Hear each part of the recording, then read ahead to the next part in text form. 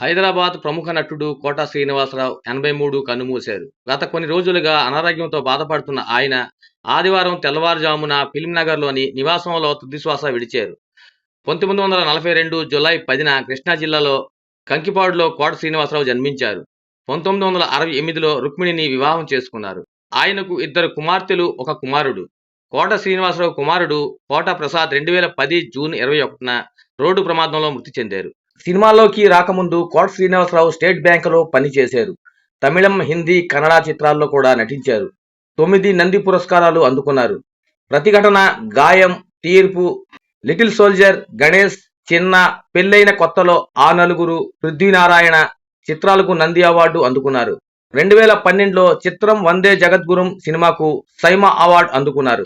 2015లో అప్పటి రాష్ట్రపతి ప్రణబ్ ముఖర్జీ చేతుల మీదుగా పద్మశ్రీ పురస్కారం కూడా అందుకున్నారు. దర్శక నిర్మాత క్రాంతి కుమార్ వెండితెరపై కోట శ్రీనివాసరావుకు తొలి అవకాశం ఇచ్చారు. 1999, 2004 వరకు విజయవాడ తూర్పు నియోజకవర్గం బీజేపీ ఎమ్మెల్యేగా పనిచేశారు.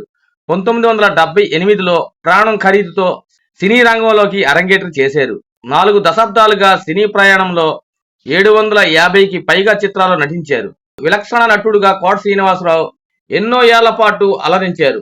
ఆయన ప్రాణం ఖరీదుతో వెండితెరకు ఎంట్రీ ఇచ్చారు. కెరీర్ ఆరంభంలోనే విభిన్నమైన చిత్రాల్లో నటించి తెలుగు ప్రేక్షకులు అలరించారు.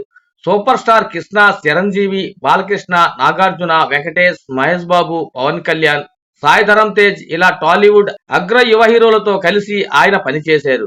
ఆహనా పెళ్ళంట, ప్రతిఘటన, యముడికి మొగుడు, ఖైదీ నంబర్ 786, శివ, బొబ్బిలి రాజా, యమలీల, సంతోషం, బొమ్మరిల్లు, అతడు, రేసుగుర్రం ఇలాంటి ఎన్నో చిత్రాల్లో ఆయన మంచి గుర్తింపు తెచ్చుకున్నారు.